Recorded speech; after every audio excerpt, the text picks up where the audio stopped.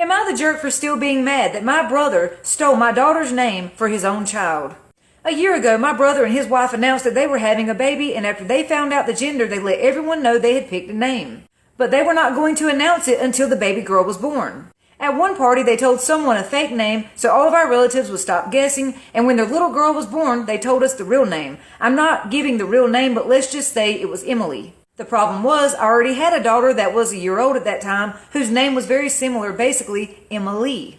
The names were so close they sound the same when speaking them unless you are listening for specific emphasis, like Zara or Sarah, Stefan, Stefan. It's not like I called dibs or wanted to use the name in the future. My daughter was already named. My wife and I were a bit shocked and thought they had said the literal same name as our own little girl, just with a different middle name. My brother corrected us and said it's different, Emily, and spelled completely different from Emily.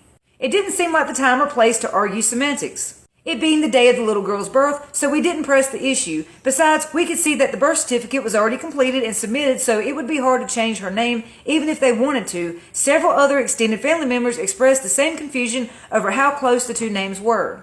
A few days later, we had a conversation addressing the name problem. We suggested so the little girls would not be confused, and so they could each have their own distinct names, that Emily could go by her middle name or nickname.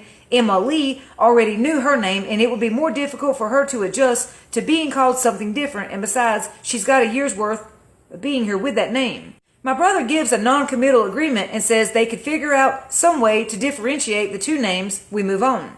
Apparently the best way he thought to achieve this was to call my daughter the other Emily, which we do not agree with at all. The problem is he and his family see our parents more often because they live significantly closer. So now my daughter, the original one, with the name, is called the other Emily by family.